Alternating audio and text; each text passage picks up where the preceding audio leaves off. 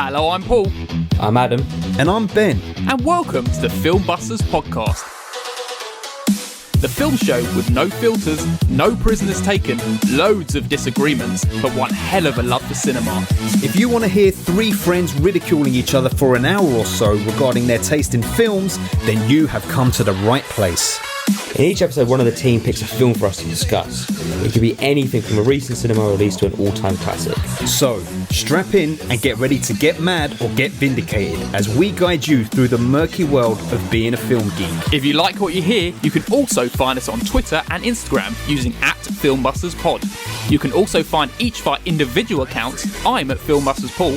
I'm at Filmbusters Adam. And I'm at Filmbusters Ben. If you want to use your eyes instead of your ears, you can also visit the website at filmbusterspod.co.uk. And if busting makes you feel good, you can also support us at patreon.com/filmbusters for exclusive content. Alright, can we just get on with this now, please? Filmbusters. Well, I'm very delighted that we're getting a horror film, big nominations, Substance. That's very nice. Many nominations. Good for you. Good for me. And also, June only got a few, I think. So that's good for you. Oh, it's good for me. Did it even get like cinematography or anything like that? No, I don't think it did. I think it got sound naturally. Yeah. I believe it got costume. Might have been the only two. Oh, it got Best Picture. No, it hasn't. It's up for Best Picture. See, you know more than I do then. I thought it was up for Best Picture, but... June at the Oscars. Let's have a look. What's it been nominated for? Oh, okay. It's been nominated for 5 as well, actually. You're right. Best cinematography, sound, production design, picture and visual effects. There you go. Okay. I mean, it is crazy. I'm sure we must have talked about this before, how things can be nominated for Best Picture and not Best Director. Mm. It is weird. It also means absolutely nothing. That's why I don't even look at it anymore. It's all just like... I mean, like Challengers didn't get voted for Best Score, so it's all bullshit. It's just people voting for their friends' films, I think. The Brutalist is going to win everything. It looks like the most Oscar bait film that's ever existed ever. Yeah. And should it win? Should it win, Ben? Have I already spoken about The Brutalist on here? No. Only very briefly. Nothing of note. No. It shouldn't win, but it will. Should Brody get it? Brody was very good. I think there's a better performance out there. Is he nominated? I don't even know. Yeah, he is. Was he better than his performance in Summer of Sam? Yes. He was. It was just coincidence that we happened to release Summer of Sam as the Brutalist nominations came out. But Brutalist is quite an experience. I was enjoying it when the interval hit, because there's a burnt-in 15-minute interval, and then immediately after that, it revealed its true nature to me. And many people are seeing the film and disliking it for lots of other reasons as well, which is interesting to me, because that wasn't the reason I disliked it. But everyone is generally united on the fact that the film is like filled with ideas and it doesn't commit to any of them, which is the problem. And even the thing that I think it commits to, which I've spoken about on my letterbox, that is my issue with it, is it invokes this terrible thing and then it doesn't pick a fucking side. Then at least say something about it. Yeah. Don't just loosely put it out there and be non-committal. I fucking hate it. And it's kind of like that through a lot of them. However, it's such a tantalising film because there are very many great moments about it. Halfway, if you asked me at the interval, I would have said this is going to win Best Picture, and it should. Whereas now, I'm like, I hope it doesn't. And there's actually a physical interval. And is that a thing that happens in all cinemas? Yeah, all cinemas, 15-minute ticking timer. There's a wedding photo, and there's a timer that ticks down over the wedding photo. Quite nicely done. I like it. Nice. I don't even know anything about it. Kind of stayed away. I'll watch it one day. No idea what it's about. Will you though? Maybe. We'll see. I kind of get around to these things eventually. I would be interested to see your takes on it. It's very, I would put it in the same wheelhouse as There Will Be Blood. There Will Be Blood is obviously far superior because it's tighter and it makes more sense. It knows what it is. But it's in that wheelhouse. Speaking about There Will Be Blood, I was just thinking about it yesterday, and I was like, I think that just needs to go in my top 10 films of all time, and I just put it in. I think about it all the time, and it's just so... I don't know how this love has just creeped up on me, and now I just adore the fuck out of it so much. And what have you dropped out for There Will Be Blood? Dark Knight Rises. It's gone. Wow. Oh, wow. Okay. Was this since we did the podcast on it? Like, it's ever since that watch. Yeah, it's always. I think I watched it again since we did the podcast episode on it, but it's just, oh man, I just adore it so much. Wow. Right, we should probably move on and start talking about this. It's 1999. We're on the year 1999, everyone, and it was Ben's pick this round. Benny, what are we doing today? We're doing Cruel Intentions, summer of 99. Yes, everyone, we are doing Cruel Intentions. But first of all, let me just say we've got a wonderful Patreon at www.patreon.com/filmbusters, where you can get exclusive episodes. You can come on the show. You can suggest things for us to do. It's all pretty wonderful over there. And what are we doing on the Patreon today, Adam? we are going to be talking about our films that we've been watching in January. Yes, we are. Our top three. Individually top three and bottom worst film we've watched this month. So it's always pretty fun, that. And everyone gets that for a bloody pound. A mere pound. Look at that. Look at bloody that. And that's it. www.patreon.com/filmbusters. And we should probably get on to the staple of every episode. Let me hand the reins to you, Mr. Host, Ben. Right, yes, it's the quiz time. Cruel Intentions quiz time. Currently, me and Paul are on one score each, 1 point each, and Adam's got no points. And this is a quiz, by the way. This is what we're doing here. We're doing a quiz thing that we do each year. I'll get to ask these boys 2 questions, and if they get the question right, they will get a point, and if they get the question wrong, I'll get the point, and we're going to see how closely they were actually watching Cruel Intentions as I hit them with the first of the 2 questions. Are you ready, boys? Yes. Okay. What iconic 1999 Britpop single is playing when Catherine and Cecile share a kiss in Central Park? Oh, shit, man. For fuck's sake, I know it. My God, Bittersweet Symphony. Incorrect. You shot your guns early. That is the closing track. Oh, yeah, that's the closing. In the park? In the park when they kiss. I will throw to Paul.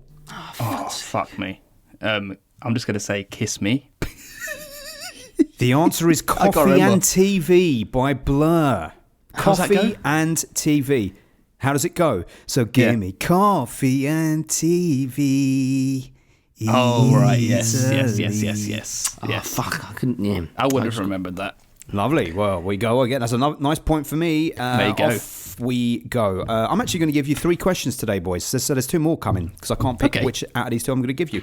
As part of his seduction of Cecile, what alcoholic beverage does Sebastian ply her with? Long Island iced tea. Very good, Adam. Adam's on the leaderboard. Adam. Well, he's not on the leaderboard. He's on the scoreboard. 2-1-1 to me. And here's the final question.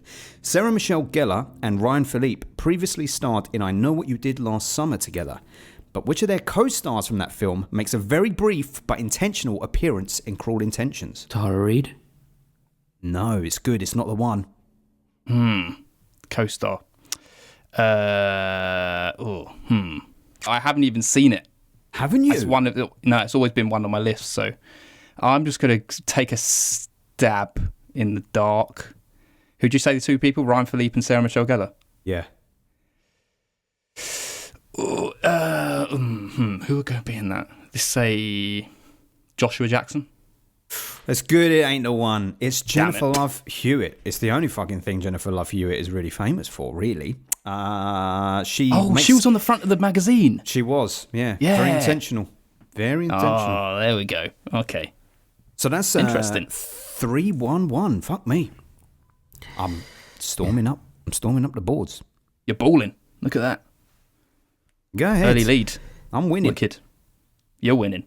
I'm all about it. Some good questions there. There they are. Well done. They were the questions anyway. They were them. Should we go on to talk about this film? Please. I didn't know it was asshole day at the Valmont house. Just taking the poor girl under my wing. The parental unit's called while you were out. Lovely. How is your gold-digging whore of a mother enjoying Bali? She suspects that your impotent, alcoholic father is diddling the maid. Good. What's wrong with you today? Therapy not going well? It was fine. Clarissa. Call me.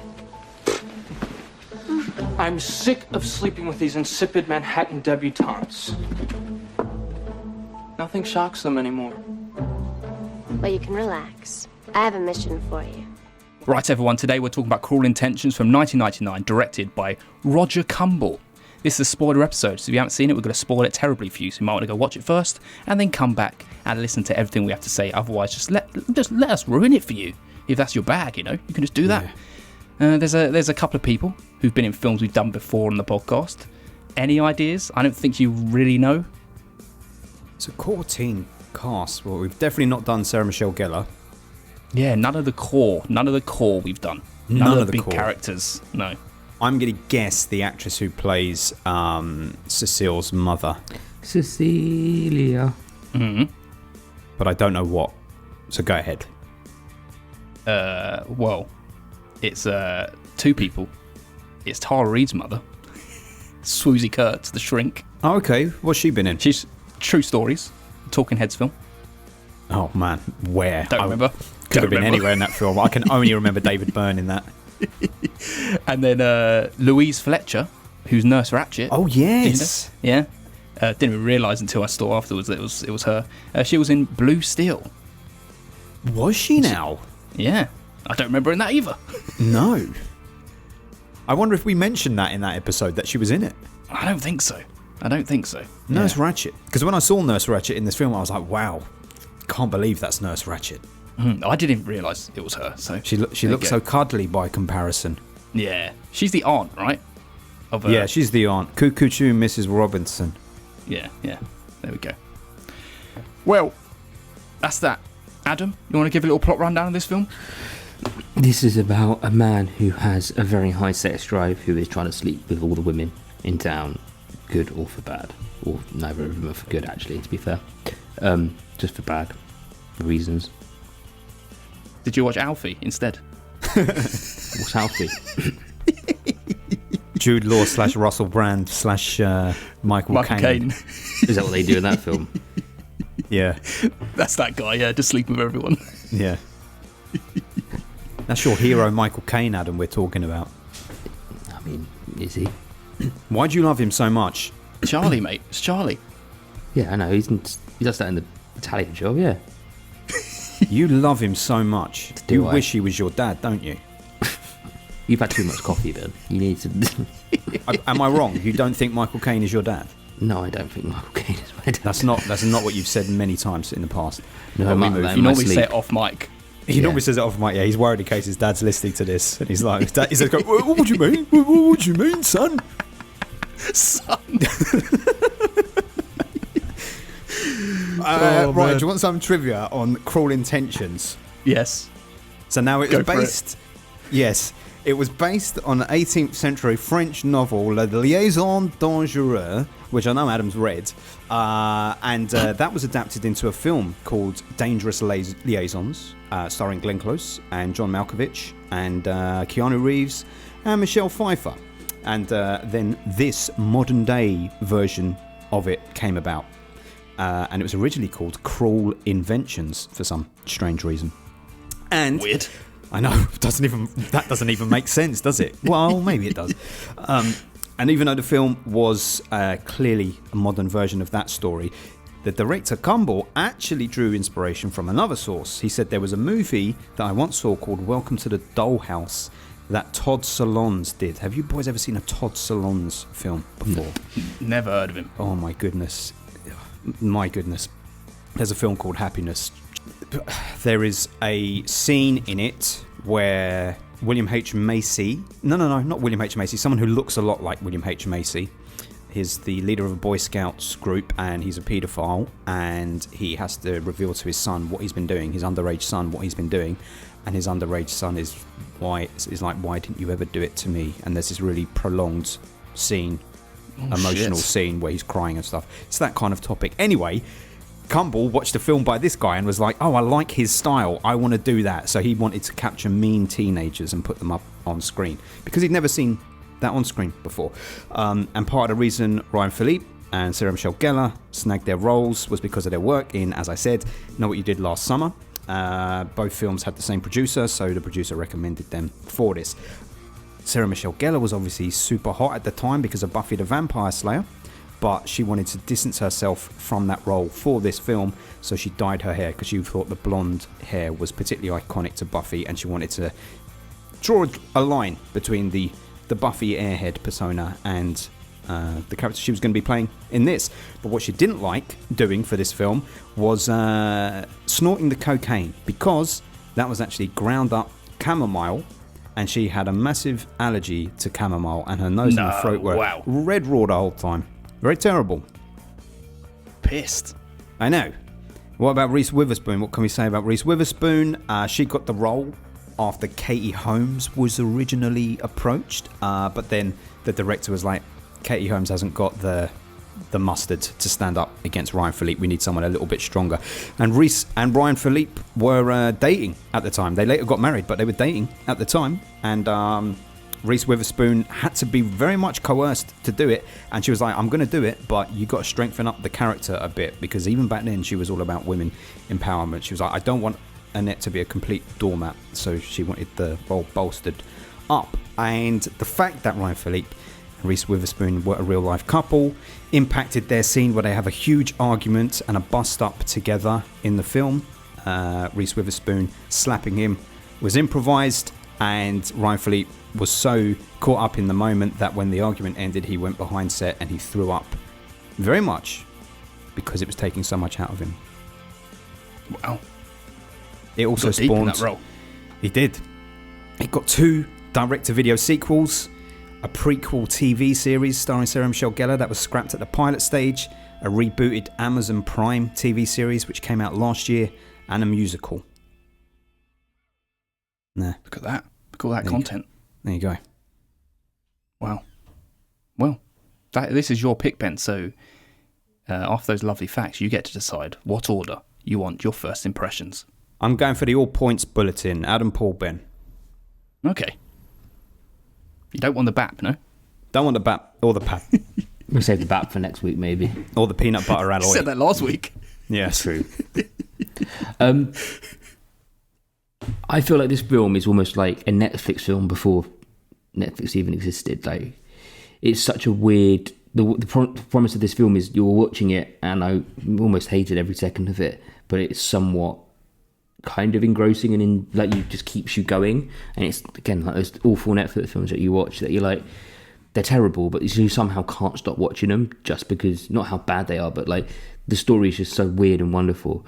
I wouldn't say this is a weird and wonderful story, but I kind of hated every moment of it, but it was kind of okay at the same time.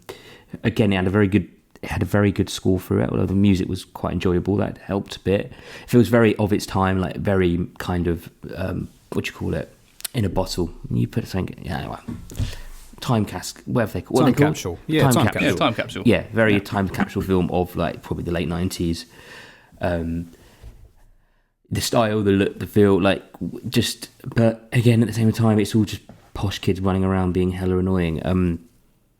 Nothing that happened in this movie was as annoying as you saying hella. I've never heard him say it before. No, I've never heard him say it either. Felt right. And it also, I would say, it contains the worst death of all time. Oh, the death of Tara Reid's career.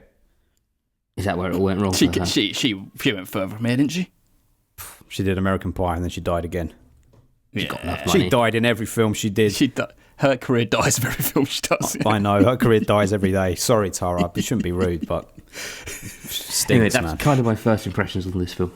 Well, okay, is it me? Was that the order? that's you. Okay. All points bulletin. All points bulletin. I've watched this before, but I didn't really have much memory of it, other than the fact really that my sister absolutely loved it and always used to watch it when she was younger. And actually thinking about it, so did one of my close friends at the time too, who also happened to be a female. So, there's something's tracking here. The whole film, I think, feels very Shakespearean in the way it's told, like the epic drama. Like it feels like 100% like inspired in some way by Taming of the Shrew. And actually, speaking about that, both my sister and the friend also adore 10 Things I Hate About You, which is actually based on Taming of the Shrew. But crucially, 10 Things I Hate About You is better than this. I think 10 Things I Hate About You is great. As I said, it's like Shakespearean-esque, but I also think it's a massive prototype for like 50 Shades of Grey, The Only Way Is Essex, or any of those like scripted reality shows like Housewives of whatever, or the Kardashians. People just lap that shit up, and this is just all that kind of drama, backstabbing, salaciousness you would expect from that kind of thing. And I did kind of like it for the most part. As you said, Adam, it's all very 90s. It is a time capsule with the like the needle drops, with all the singing too. It's like a music video. They've got to have all the singing in it with the needle drops as well. And it just feels like an episode of the OC. That's what it kind of feels like, that kind of feeling, but being like constructed in this kind of classical, theatrical and dramatic way. And that kind of lures you in, just the setup of it all, like between this step brother and sister. And I feel like Sarah Michelle Gellar is by far the crucial component in making it feel malicious and manipulative and sexy. And like she harnesses that very strong female energy, which is appreciated. But I think the core cast is kind of enjoyable to watch in the most part. And in general, like I think Selma Blair is just like this ditzy and childish as fuck, but she's still kind of fascinating to watch in some kind of way, even though she's a little bit annoying.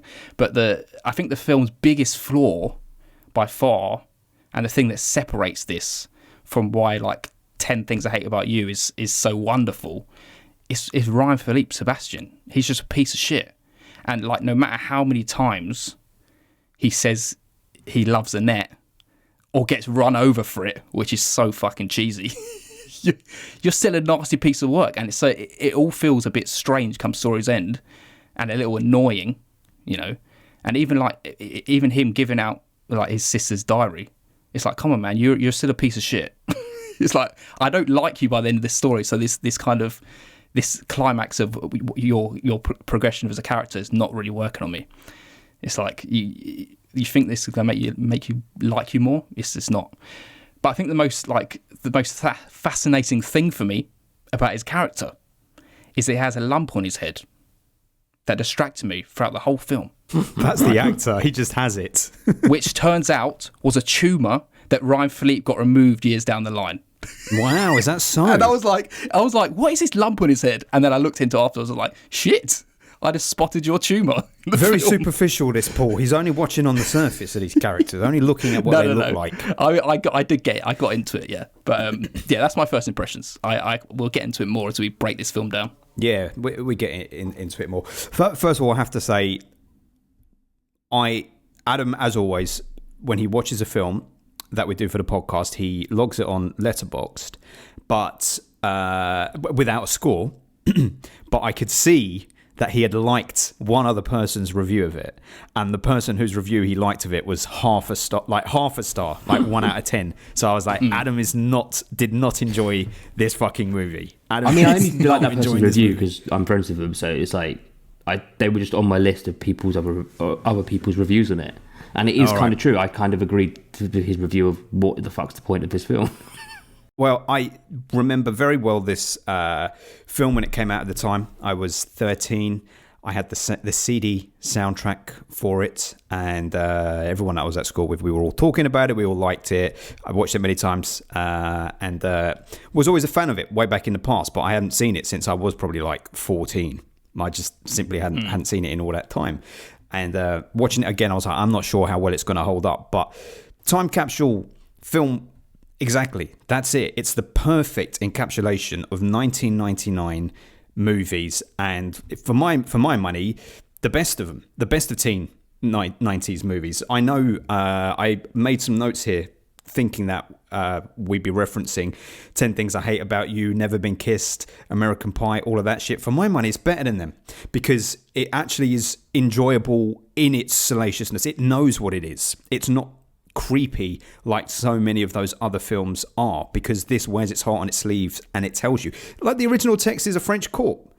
It's set in a French court. It's about indulgence. It's about decadence. It's about incest. It's about sexual transgression and manipulation and drugs and all that shit. So, of course, it's going to be dirty and grotty. And it's right there, the minute the film starts, it's telling you what it's about, and you either dig it or you don't. And I love that journey all the way through because it's so much more exciting. It's so much more exciting than watching bullshit love stories in American Pie that start off as masturbation fantasies and then turn into little love stories at the end. I just don't like it. I don't enjoy it. Whereas the melodrama of this film, because it is so fucking over the top and melodramatic, is delightful. I was fucking relishing in it. I love that there are characters that you are supposed to hate and you should hate, but you like. I liked watching Ryan Philippe, bastard though he was. I liked watching his games. I liked watching Sarah Michelle Gellar pulling the strings. I liked watching Selma Blair's weird, childish performance come to life. Like, what the fuck is going on here? It was wild. And yeah, you said it, all the needle drops I loved. I liked the romance that blossomed between him and Reese Witherspoon. We'll talk about whether we think it's believable or not, but, you know, by Journey's end, it's a case of this guy was a terrible person, but people can be redeemed. And do you buy into it or not? We can discuss it. I think there's a lot of different thematic stuff there that was obviously in the original novel. There's some classism, there's some sexism, there's even racism in this film, which was probably not in the original book, but it's there. And it made for a completely thrilling experience. And don't forget, Adam, what you were saying there about straight to Netflix, and Paul, what you were saying there about things like the Kardashians and stuff like this is a precursor to all of that shit. It came well before that. So the privilege and the white privilege, I guess, that's on display here, it wasn't seen as like indulging them. It was putting them before us for our entertainment to look at how ridiculous it was because it was so unbelievable. Whereas now we're sold that stuff and told these are heroes, these are role models, model your life on them because these are really cool people. Whereas this film is like, watch it because it's like a fucking Shakespearean play. It is this ridiculous tragi-comedy up on display for you. You're not meant to take it seriously. You're just meant to enjoy the ride. And I enjoyed the ride. Baby, 999 is shaping up to be like your ultimate year. 99 is a fucking good year. I'll say it now, that the common theme so far in 1999 is sex. Yeah. Yes. People are horny motherfuckers, man. Yes, they were, man. Turn of the century. People were horny between Summer of Sam and this. My goodness. Although no nudity in the film. You would think we would get some nudity in this film, but none. We got Ryan Philippe's ass. Yeah, even like if you like think of it, you almost feel like you did see some nudity. It was always hinted. Yeah. Like if you hadn't watched it in a while, you'd be like, yeah, it was definitely nudity in that. Yeah. Yeah, you feel like it. Adam. Yes. Tell me, last week I said Adam's going to say something about this film. And I've messaged Paul what I thought you were going to say about it, which you haven't yet. Do you have a particular thing that you want to say about this film? Not really, to be honest. I mean, again, it is that whole thing of like watching it and you're just like, I don't know if again it's watching it at this age when you're maybe a little. If I watched this when you were like 18, you were like, fantastic, what a great film. But when you're looking at it from an older age, a bit like I don't know. I mean, you were 5 when this thing came out. Yeah.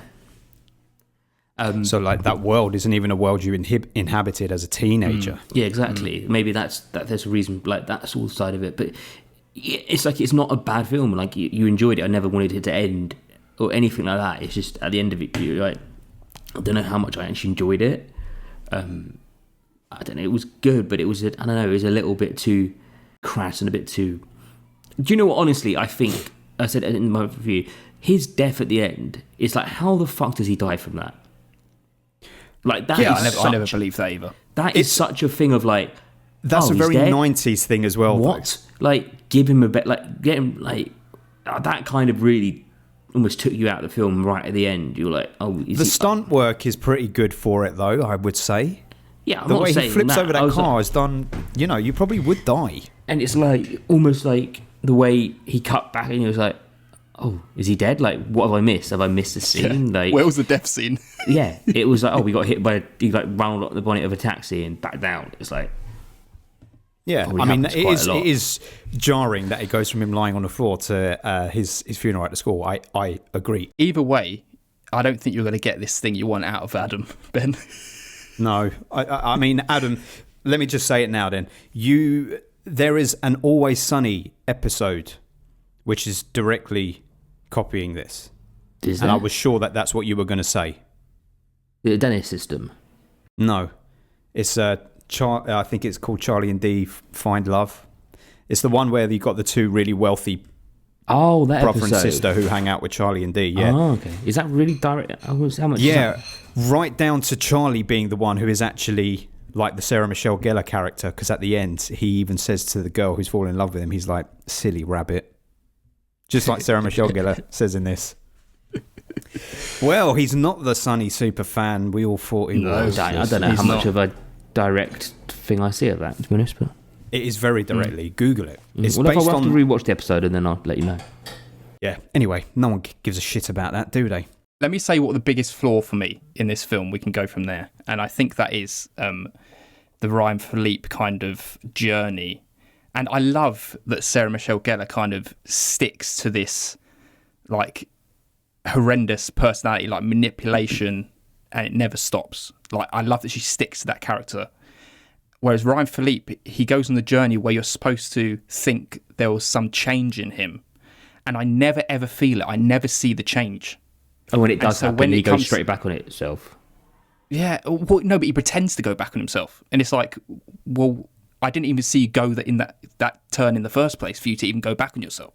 So, and considering the whole kind of climax of the film is relying on you thinking that he's had this massive character change, Yeah. that just doesn't work for me. It's like, just be fucking evil. That's what I'm here for you to be, because that's what the film is good at. It's like, I don't need to see you change. And if it's stuck to that, I think it would have been a better film for me. Well, we wouldn't enjoy seeing both Sarah Michelle Gellar and Ryan Philippe being evil all the way to the end, because we need one of them to go good to give us a little bit of drama in the story. Otherwise, they're just doing the conquest and film's over, right? But I do agree that it's whether or not you really buy into him falling in love with her is up for debate. I think they do have chemistry together, him and Reese Witherspoon. So, Well, they got married Even- afterwards, didn't they, or something? well, they did, yeah. But I think that it depends on how much you buy into some of the silly scenes. Like, the thing you're meant to think is that he falls in love with her when she's making the silly faces in the car, which is all like cutesy poo shit. But you're meant to think that's where he softens, right? To the point where they finally have sex. Like, he walks away from it first, right? Because then he realizes he doesn't want to hurt this girl. And then when he does sleep with her, he has fallen in love with her. So you're either buying into that or you're not.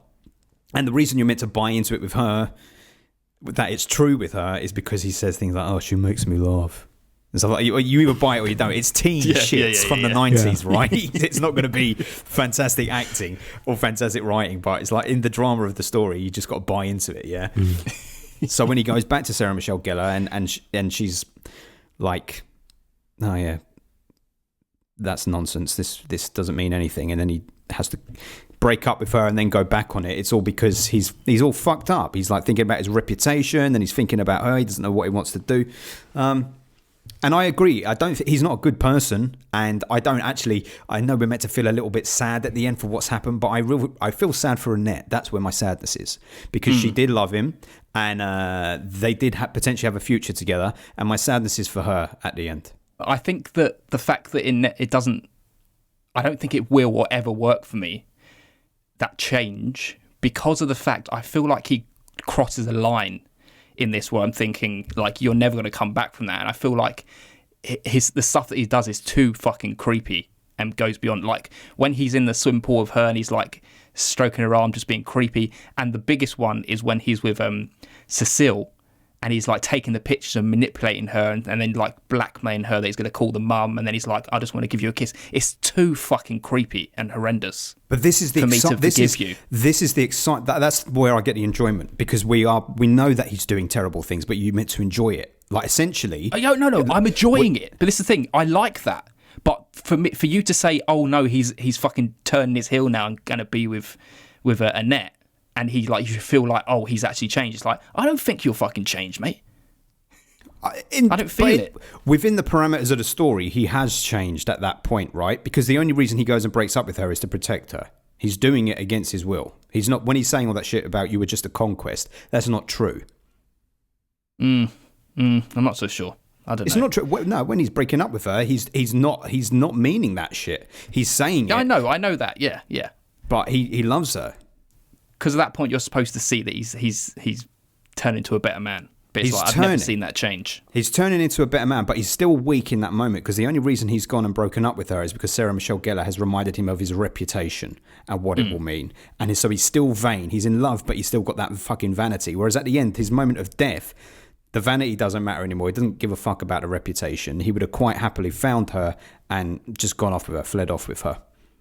But I agree. It's not perfectly plotted for you to believe it all that way. I guess me, not regardless of whether I actually like it or not. Like, I don't like his death scene at the end, and it's so fucking cheesy. But it works better than if suddenly they're just together and he's all forgiven, because that would never have worked. He's gone too far in that situation. So the fact that he died is a better ending than them being together. And I guess in some ways, yes, he sacrifices himself for her because he jumps in front of the car. Yeah, he saves her. Yeah. But it's still, I don't know. There's a bit of grey area there of me like being, I don't know, man. It's like I don't care enough about you wanting to be with Annette to even think this is a good ending. Is there a single teen movie that you've ever seen where you believe the love story? Oh man, 10 Things I Hate About You is beautiful. You have to bring it up. It's in this wheelhouse, and like that is like tear-inducing. There, where at the end where the betrayals happened, and you kind of want them to last, and it's just fucking beautiful, that film. I like more salaciousness and dirtiness to my stories. If you're getting a, I mean, but it's the same thing. It's someone forming a relationship with someone out of a bet or something that's not truthful, and then the relationship blossoms through that time, and then they end up being in a relationship in the right sense of things. But I don't think it works when your main character's a dickhead. Well, I mean, I do, because it's more real. It's more real. People are fucking flawed, and they do terrible things, and they do things that they regret, and you can find love even though you've been an arsehole in the past. I know, it's true, yeah. But are you supposed to like them and like want their relationship to blossom? No, but that's the thing. Do you believe that him and Annette are in love with each other?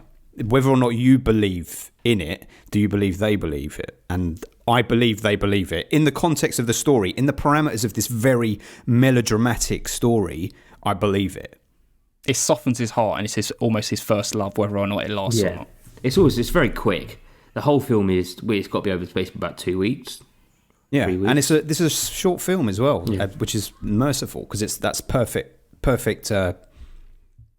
timeline.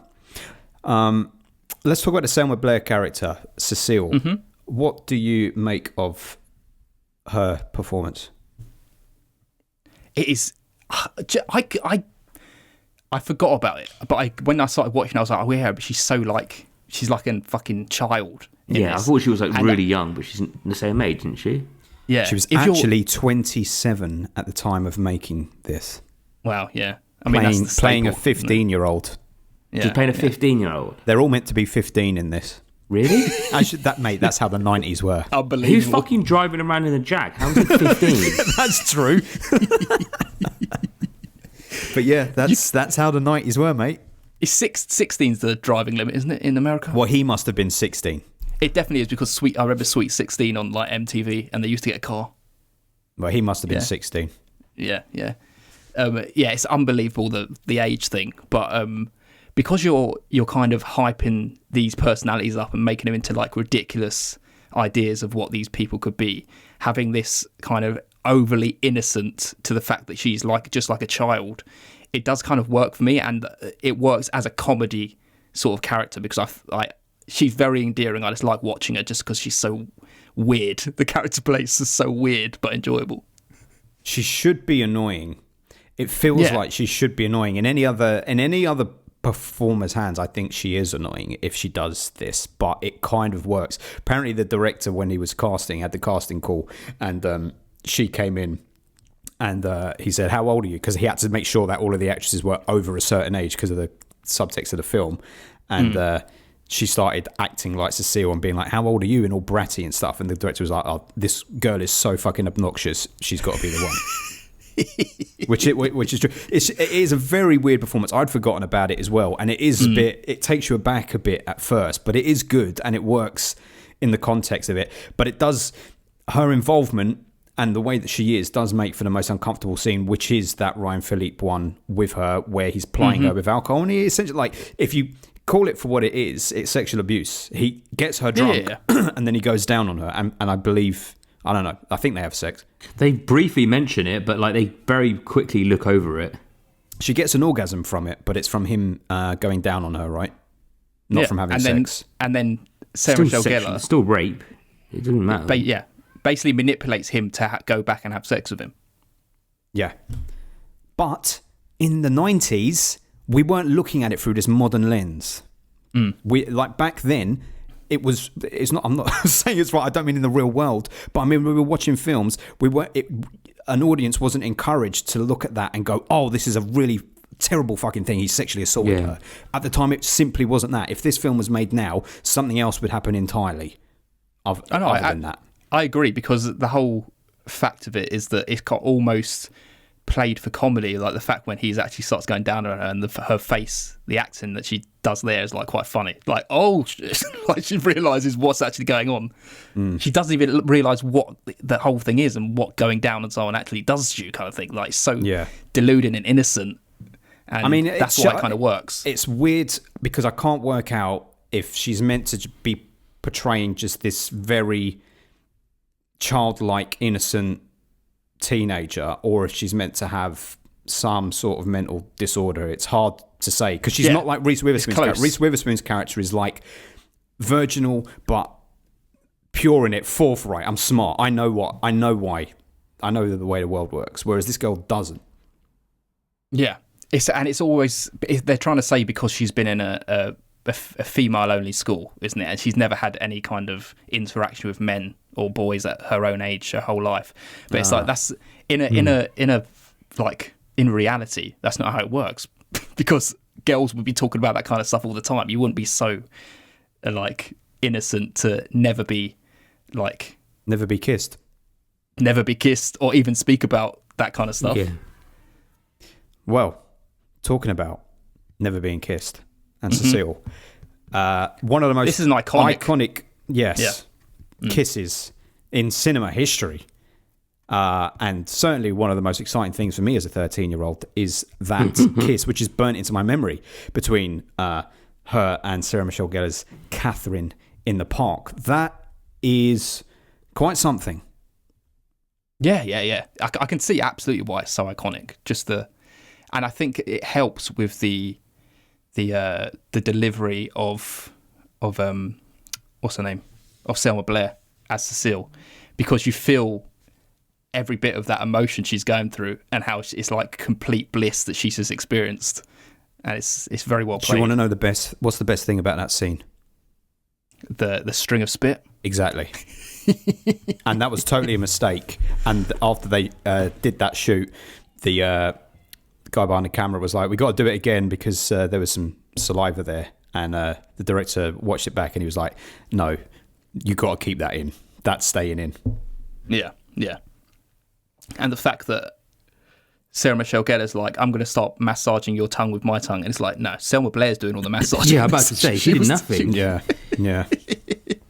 Well, Selma Blair was the older actress, so she was the one who was actually probably more experienced in the real world, away from the cinematic characters. So she was like, "I'll take the lead here." How old was Sarah Michelle Gellar in this? 24, 25. Okay. Let's have a look. Sarah Michelle Gellar was 22. Fair. Yeah. She was the more experienced. Yeah. So actually, you two didn't. I thought you two were maybe going to find Selma Blair's character a little bit more problematic, but you've touched on it, but not really. I mean, it's just the weirdness with her and that scene. It's a bit like, yeah. Like, I don't think there's any malicious intent with her character and how it was portrayed and what happens with her. It's just like, it's the constructs of the film. It is what it is. Yeah. You kind of get the whole gist of her character in that first proper scene. You see her with the koala t-shirt and the Sebastian coming over saying, "How is it down under?" and all that kind of. Her character's there for comedy, like the way she's just got her legs akimbo as they're chatting to her, and it's like you have no idea legs akimbo what you're doing or how you're navigating yourself in real life. No, exactly. Sarah Michelle Gellar's character, Catherine, great character. I've barely seen Sarah Michelle Gellar in anything. I never really watched Buffy, and I haven't seen her in barely any films. But this is a great performance. Yeah, she's the MVP of this film. She is the MVP in the film. Yeah, but I do like Ryan Phillippe in it. I enjoy his performance. I'm a fan of Ryan Phillippe. But they can't exist without each other. They can't. And the two of them having their conversations at the top of the film, like, you know, this is a world completely fucking removed from our own, and the way they're talking is no way we would ever talk, and her being like, you can fuck me as your prize. It's like, this is so filthy, and I love it. Like, you're just meant to be in it and enjoying that shit. But the thing I very much like about Sarah Michelle Gellar's Catherine, and this is definitely why she would have taken the role, I'm sure, is because even though she's portrayed as the villain, she's the same as Ryan Phillippe, and also Reese Witherspoon and Selma Blair's characters are kind of like the have your cake and eat it versions of femininity that, okay, it's a male director, is presenting, because it's like, at the end he falls in love with the very pure, virginal Reese Witherspoon. But Sarah Michelle Gellar she's a woman in control of her own fucking sexuality. She knows what she wants, and she's getting it. She's getting it. So what if she sleeps with 20, 30 people? He's been doing that.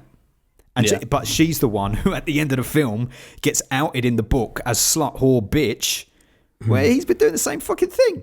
Yeah, that's why it doesn't work for me. It's like, come on, man, you're giving that book and like putting the shit on her. Also, he's dead. Like, that probably helps him get away with a bit of it.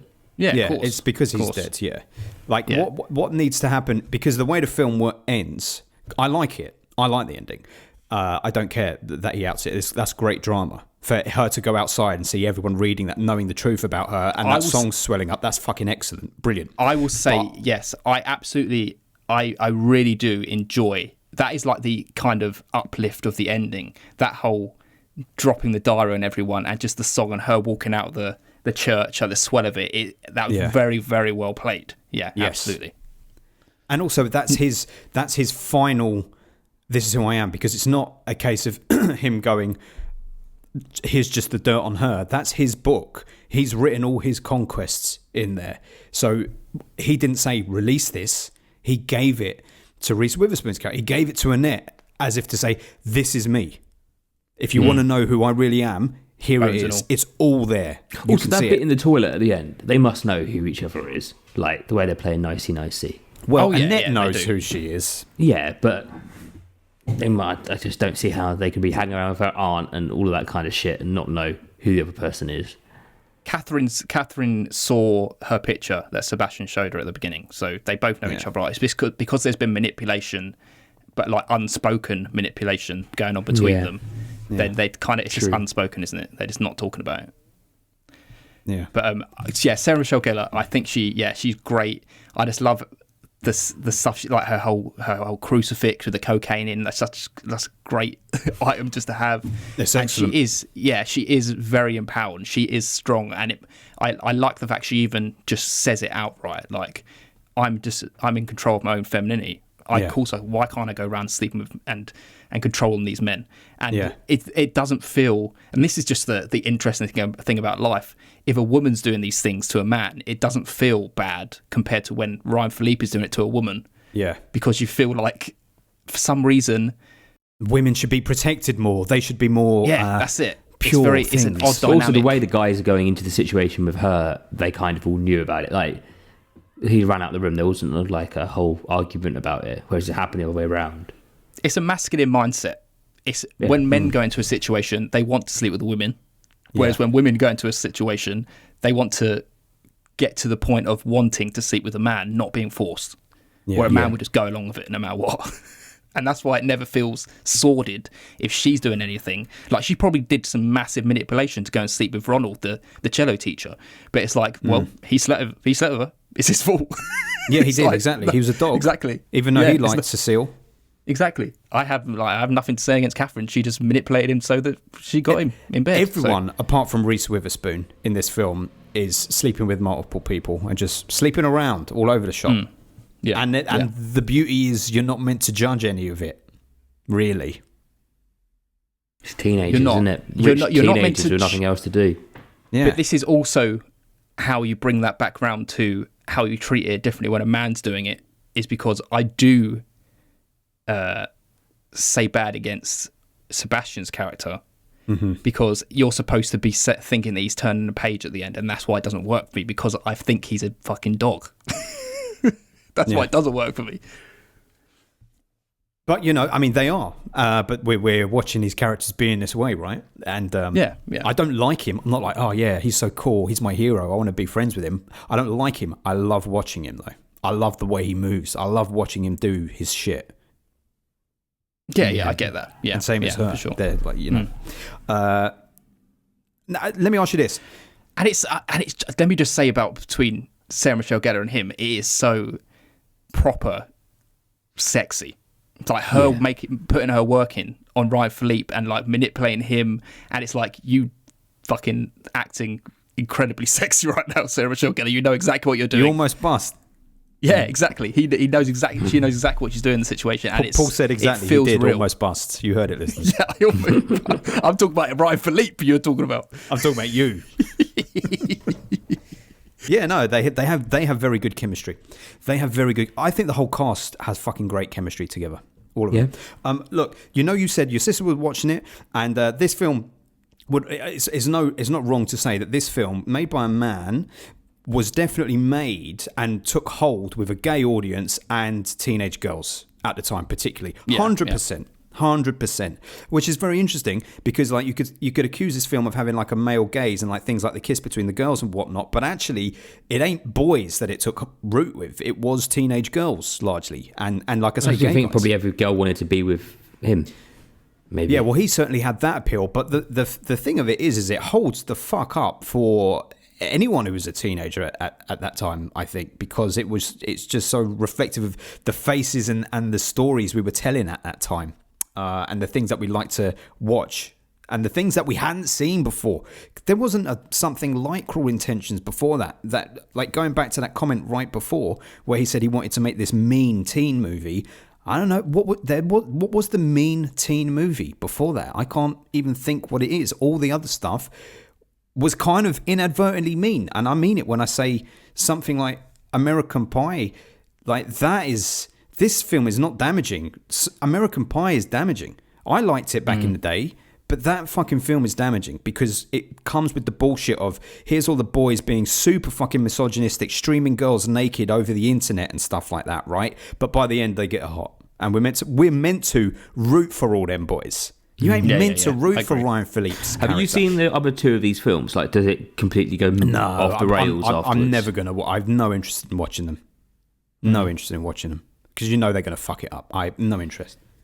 It definitely taps into something, doesn't it? And I think it is. That's why I was saying it's like a prototype, like 50 Shades of Grey kind of thing, because it is tapping into that bad boy aesthetic. You could watch all these other kind of romance films, and it's all about finding the man of your dreams, like the Prince Charming, where here is like this bad boy element, and it clearly worked with women. Hence, like they love it for some reason, right? You're getting into these bad boy aesthetics with Ryan Philippe and loving the bad boy regardless of all this stuff he's doing, and that definitely like transcends back into like 50 Shades of Grey, this guy who's domineering over women, and like obviously it's fucking gross, that film, like who wants to watch that? But this is definitely more interesting than 50 Shades of Grey, let me put that out there now. And but it has that same kind of aesthetic as that, and it's just all that drama and stuff that comes with these reality shows, and like you don't get that in any other romance film in general, and I think that's why that kind of works in this. Yeah, it's what makes it stand out. And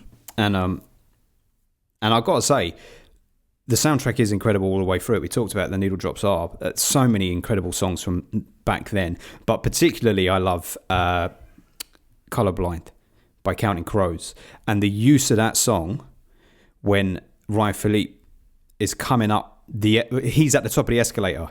When Reese he's waiting Witherspoon is for her. coming up. Iconic. iconic. I felt emotional watching that because I always remembered that scene from way back as well. It's beautiful. It's a little bit corny. Of course it's corny. It's like one of those things where if you want to take a step back, you could go, how long was he stood at the top of that escalator? How did he know she was going to come up that escalator at that moment to reveal himself? But that's the movie you're watching. And of course. I mean, I let that stuff go. Yeah, I love that. Yeah, fine. Like, yeah. Also, when he first has sex with her and he says, "Are you okay?" while they're having sex, that's the most human, relatable, real moment in that whole fucking film. Because that's how you know this is tender for him. This is not a fuck. This is tender. Yeah. This is not a Vinny fuck. This is not Vinny, yeah. This is a Diana making love. Yeah, for sure. Yeah, I get that. I love that escalator scene. And I also like that we get a little bit... It's poking fun at the whole privileged lifestyle anyway, the whole class lifestyle, because you've got Sean William Scott as the black guy who is the cello teacher, and that fucking bitch's mum is like, I took you off the streets, and he's like, I live on 51st and Park. It's like, what the fuck are you talking about? Even back then. It's taking a stab at that ridiculousness of being a white rich person in high society, isn't it? And thinking about anyone below them, especially minorities. Yeah. Lots of F-bombs in it as well, as in the homophobic slur. Oh, yes, there was. Yeah. I feel like this was just at that turning point where it really became unacceptable to use that as a regular insult in film. You hear it a lot in 20th century films, don't you? Yeah. Especially the kind of films that they were. Yeah. But you also, know what? You're brandishing a gay guy who's just sleeping with a jock, and it's just like he's just one of the characters. He's not put down upon in any way. He kind of has his own kind of manipulations and his own strength that he does in the story as well. Joshua Jackson, baby, he's a handsome man. Not with those highlights though. No, highlights are no good. Doesn't need those highlights. No, the highlights are very bad. Did you watch this with Jenny? Did, yeah. Did she get a kick out of seeing Joshua Jackson out of his fringe persona? No, she got a kick out of seeing Ryan Philippe's bum. Oh, there you go. It was pretty good though, eh? Peachy one. That's the most nakedness you see in this film. It is. There you go. It's not male gazy at all. Female gazy. I think that shows who this film's for. I love it. I'm so glad that I enjoyed this as much as I did after all this time. What was your favourite song from the soundtrack, Adam? Come on, you must have a particular favourite. You can't say Bittersweet Symphony because that one's too obvious. Trying to think of the other ones now. Placebo, baby. Every Me and Every You. Great track. The whole track is great. Let me tell you one of my favourite in-jokes using the soundtrack. You know when Ryan Phillippe sneaks up on the guy having sex with Joshua Jackson. Mm-hmm. Obviously, they're having anal sex. They're two men, and the song is Coming Up From Behind. Excellent. God. That sort of playfulness. Love it. That's like Homes Under the Hammer. Yeah, it is. Oh, man. Big fan of it. I don't know what else to say. No song choice, Adam? I'm trying to think now. I don't know how many more stand out apart from Bittersweet Symphony. I'm going to have to look through the IMDb. I mean, I fucking love that song anyway. Well, that you've got Blur, you got Fatboy Slim, you got Placebo, Counting Praise Crows. You, and that was in there. But was that wasn't the Fatboy Slim version though, was it? Yeah, it was. Well, it was the radio edit, but yeah. Okay. Faithless, Skunk Anansie. It was a largely, I would say 50% of it is British because it was that whole Britpop indie scene movement at the time. You've obviously got Counting Crows, very American, but to end with the Verve. Do you know the most expensive thing about this film was having to pay for the use of that song? Because the Verve thought they had the rights to it, but they didn't. The Rolling Stones still had the rights to it. So they had to pay a shitload out in this court legal battle. Why did Rolling Stones have the rights? Because did Mick Jagger write it or something? Because the sample melody in it is from The Last Time by Rolling Stones. Oh, okay, right. Yes. They have the Verve have the rights now, but they didn't at the time. Imagine that. You fucked it. You've put it in the film and that's it. Oh, yeah. Well, it was lovely to go back to 1999 in this way to see the teen stuff. I feel like this 1999, I'm very excited to see where we keep going in 99. I know. We're definitely going on a journey with this one. Yeah. Should we score? Yes. I think it's time to score. I think it's time to score. Adam, go ahead. I'm going to give this film a 6. Oh, much higher than I thought it was going to be. I feel like I've enjoyed talking it about with you guys. No, that's nice. I'm sticking exactly the same. Yeah, 6 for me. It just has those. Oh, well, you're lower than I thought you were going to be. Yeah, it's the problems with the Sebastian character. It kind of just annoys me come story's end, and the car hitting him and him dying. It's just like this wasn't. I didn't get the payoff that I wanted, so that's why it just goes down a bit. Oh, well, I very much enjoyed all of the nonsense of it, and that guy, Sean Patrick Thomas, was robbed of a career. He should have had a much bigger career than he had. He was in Halloween Resurrection and Save the Last Dance and nothing else. He should have been in more shit. I knew I recognised him from something. In Halloween Resurrection, he had 2 butcher knives. He was the chef in the house, and he was when Michael Myers comes in, he was like, "Do you want me to make you into some sushi, motherfucker?" I'm like, man, give him some better lines. They drop motherfucker in Halloween Resurrection too much. Apart from when Busta Rhymes is doing it, that's good.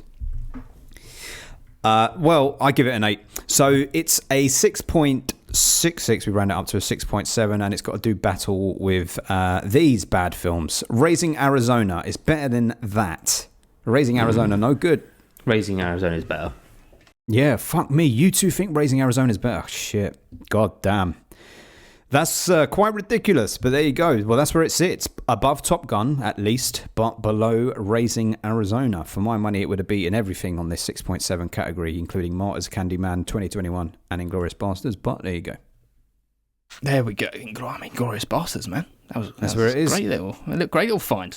I know, Shout but that Good out again. Intentions, much nicer.